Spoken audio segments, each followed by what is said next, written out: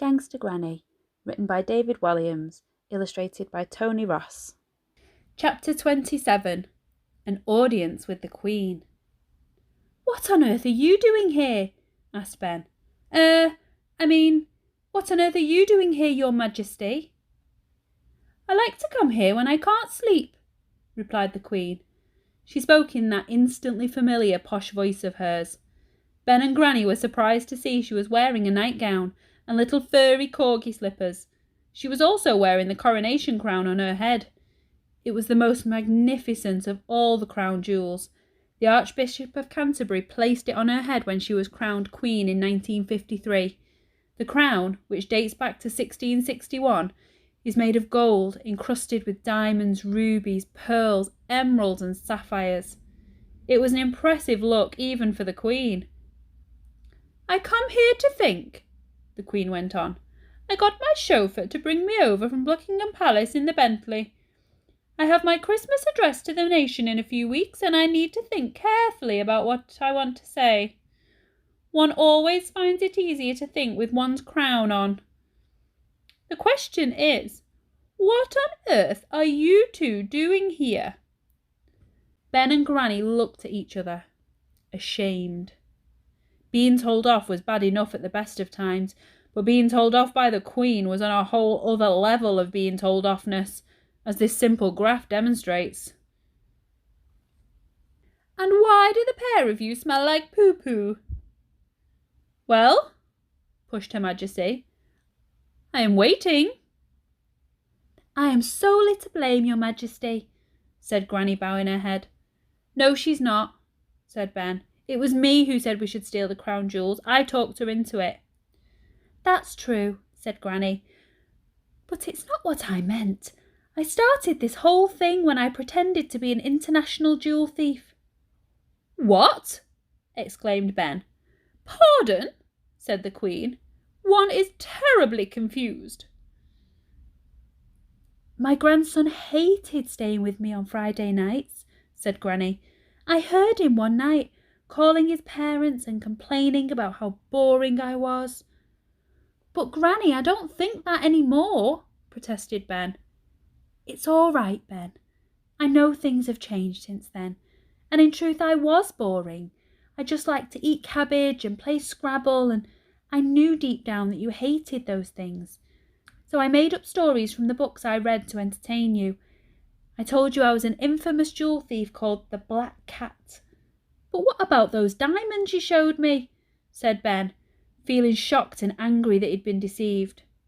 "All worthless, dear," replied Granny. "Made of glass. I found them in an old ice cream tub at the local charity shop." Ben stared at her. He couldn't believe it. The whole thing, the whole incredible story, was made up. "I can't believe you lied to me," he said. I mean, said Granny falteringly.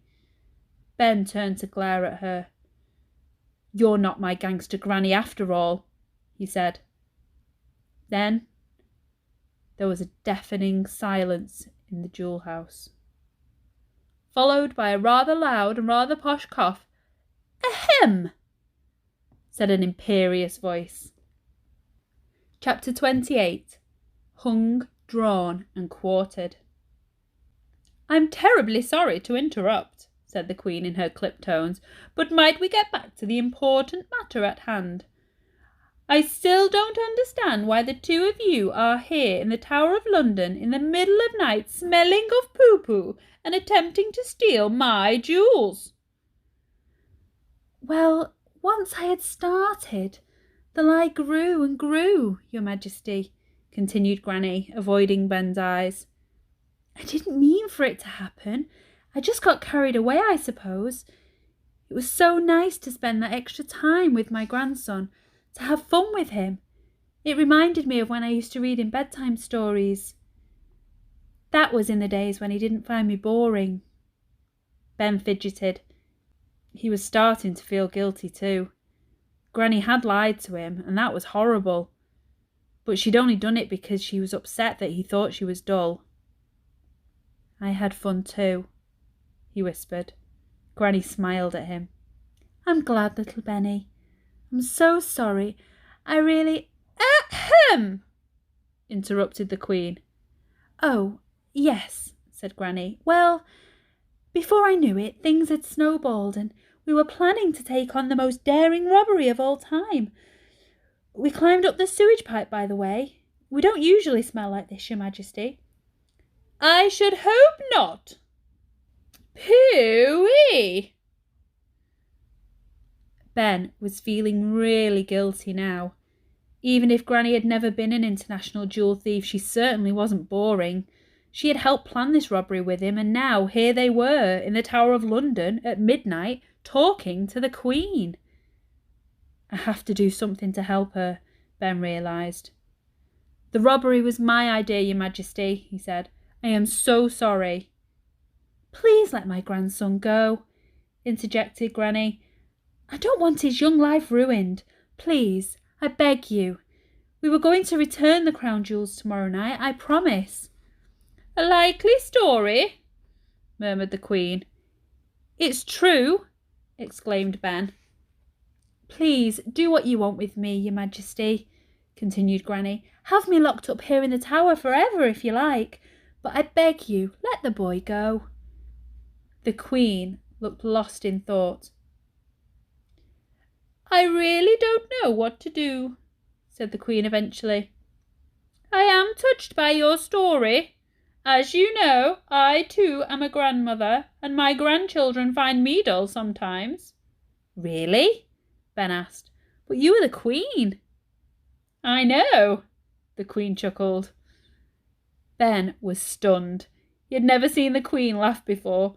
She was usually so serious and never cracked a smile when giving her speech on TV at Christmas or opening Parliament or even watching the comedians at the Royal Variety Show. But to them, I'm just their boring old granny, she continued. They forget that I was young once. And that they too will be old one day, added Granny with a meaningful look to Ben. Exactly, my dear, agreed the Queen.